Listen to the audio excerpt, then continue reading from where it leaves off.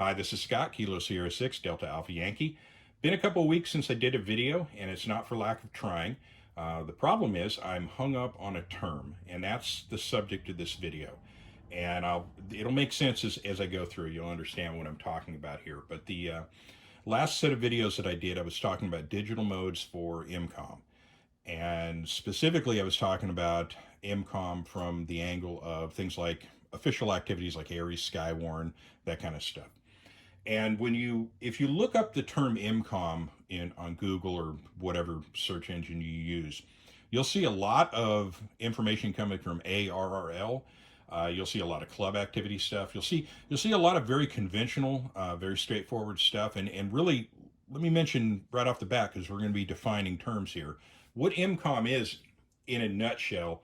And most of you know this, but I'm just going to define it for the purposes of the video. But MCOM is just amateur radio usage during emergency conditions, and it's usually associated with a volunteer activity such as I mentioned, Aries, Skywarn, Red Cross, search and rescue efforts, that kind of stuff. Your typical MCOM call out would consist of a person going out, and the whole job is going to be to pass message traffic for served agencies. That's it. You're not digging through rubble, you're not rescuing people, you're passing messages. And that's an important function and an important role. It's also fairly conventional. There's some skill, there's some training involved with that. And a lot of the stuff I talk about could correlate over to that. But the problem is, what I tend to talk about most on this channel really isn't that. I mentioned during my origin story how I got into amateur radio, and I'll recap real quickly. I was looking at employing more advanced communications gear into my kit, plain and simple. I wanted better radio gear. So I got licensed as an amateur radio operator and learned about the stuff, and I now have radios that are far superior to the little blister pack FRS radios that I was using at the time. It's a process, and I'm growing within that. I've extended out. I have mobile units. I have little field kits you pop out of a Pelican case, and I'm getting into HF here soon.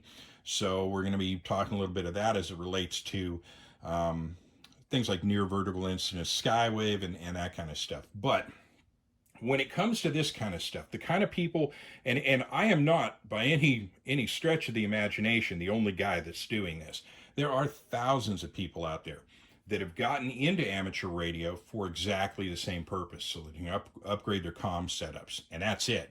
They're not interested in the hobby per se. They're interested in the gear and how the gear can make them a better operator for whatever it is they're doing, whether it's prepping, whether it's something like, and this is really euphemistic soft language, you've got to read between the lines here, but things like enhanced neighborhood watches, that kind of stuff.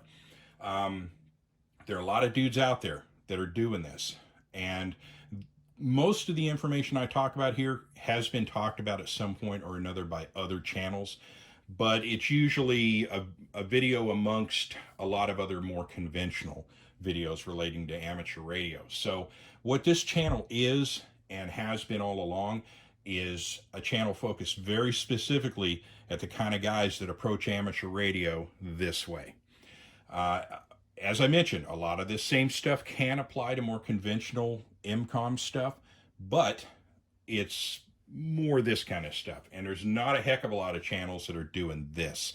Again, you can find even channels that aren't radio channels, things that are, more like prepping channels and survival channels. You can find some radio content on there, and the reason I started this channel, by the way, was the fact that oftentimes their viewpoint is pretty casual. They're not approaching it either very seriously or very knowledgeably.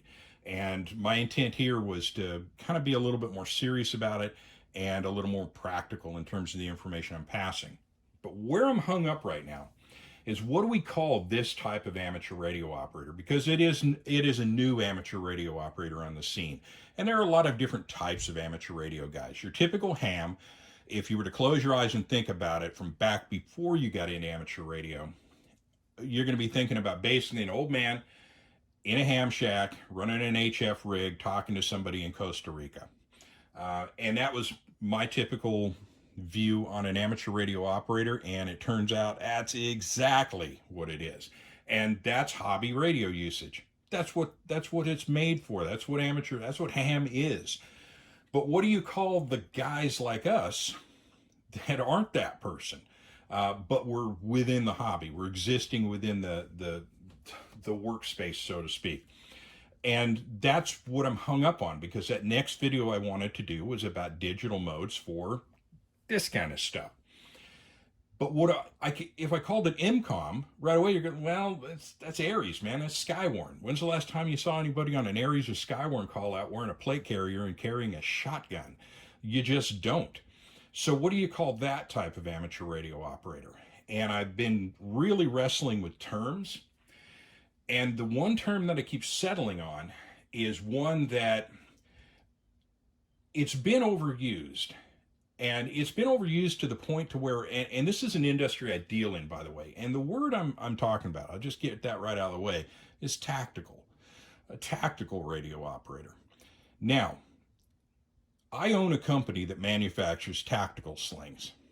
Now, even I, in my literature on the website and in the catalog and stuff, I even started downplaying the term tactical. For instance, I used to list for like a 3-point sling well, now it's called a 3-point sling.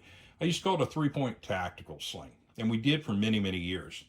But people have overused that term so much to where everything, for a while there, it was insane. They had tactical beard wax at one point. They had tactical kilts. They had stuff that was just nuts. They went too far with it. But the problem is, it's an excellent term for setting yourself apart as an amateur radio operator from the more traditional side of the hobby. And if you look at the term tactical, it comes out of the term tactic, which is the art and skill of employing available means to accomplish an end. It's also generally used when you're talking about something that's mission focused or does a specific thing that helps you do your mission better.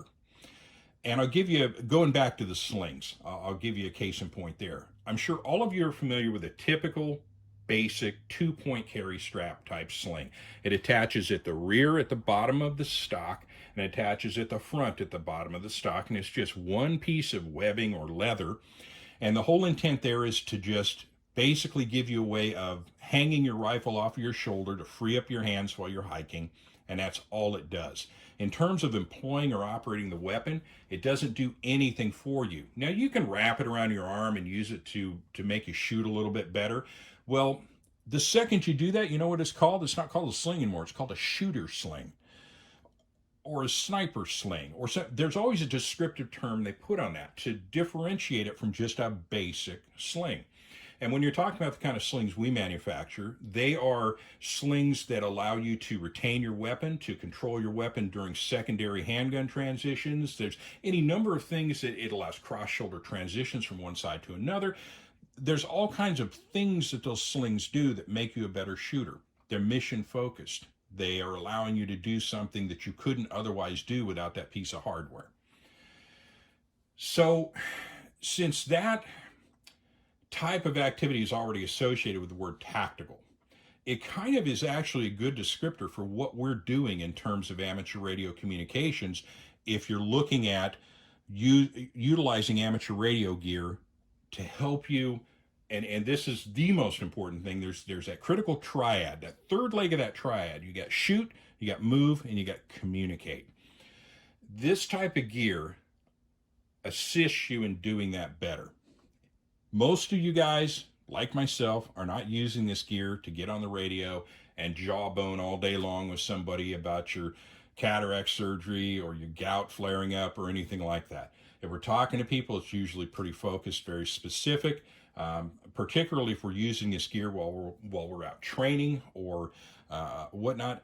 The comms are short, concise, focused, and usually for a very specific purpose. There's not a lot of chatter going on. So, getting back to this term tactical, whether you like it or not, I'm going to probably go forward and use this term when I'm talking about this kind of gear. I'm going to use the term tactical radio operator or tactical radio operations just to differentiate it and put it in the ballpark of the kind of material that I'm talking about on the radio. And I'm going to take it even, excuse me, take it a step further with a couple of things. I've got an announcement coming out here fairly soon about something I'm doing with a Facebook group. Now it's kind of regionally specific, but hell, you guys can join in if you want. I'm trying to set up a tactical communications group within the Central California region so that we can get people that have an interest in this kind of stuff, because trying to get guys like us, trying to make contact with them under conventional methods over the radio doesn't work. We're not chatty people. But I do want to know, for instance, I'm in Tulare County. If I'm rolling through Kern County, Fresno County, Monterey County, San Luis Obispo County, I'd like to know who and what call signs I need to call out, should things get weird. So that's going to be the intent there, and I'll have more details on that later. But I'll be able to get to that next video, which is going to be digital modes for tactical radio operations. And I can finally get that splinter out of my brain and move on to the next set of topics. So thank you for indulging me. Thanks for listening. If you're still with me, have a wonderful day. This is Scott, Kilo Sierra 6 Delta Alpha Yankee in Southwest Visalia, California. Again, have a wonderful day.